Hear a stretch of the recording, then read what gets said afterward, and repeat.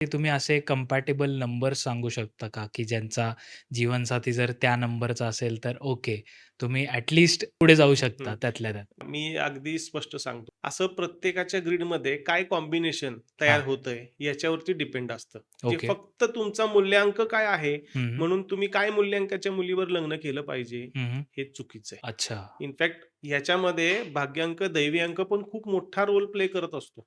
Okay. कारण साहजिक आहे आता आपल्याकडे साधारणतः 30शी नंतर लग्न होतंय. करेक्ट. 30शीच्या आसपास लग्न होतंय. करेक्ट. म्हणजे दोघांचे भाग्यांक ॲक्टिव्हेट असणार आहेत. बरोबर. मग तुम्ही फक्त मूल्यांकाच्या बेसिसवरती कसं काय ठरवू शकता? हां. नाही ठरवू शकत.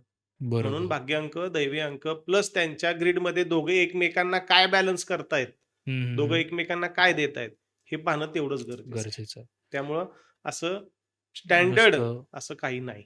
पण सर आता काही लोकांचे मूलांकही सेम असतात, भाग्यांकही सेम असतात. सो अशांसाठीची न्यूमरोलॉजी कशी काम करते? सेम जशी इतरांसाठी काम करते, तशीच हं. यांच्यासाठी सुद्धा काम करते. ओके. आता सेम आहे. माझ्याकडे उदाहरण आहे. हां, हां. माझीच पत्नी आहे. मूल्यांक पण 4 आहे, भाग्यांक पण 4 आहे. हं. मग आता तिच्याकडे ओव्हर एनर्जी आहे. ओके. नंबर 4 ची. आता नंबर 4 काय आहे? तर तो आयडियाज आहे. बरं. त्याच्याकडे क्रिएटिव्हिटी आहे.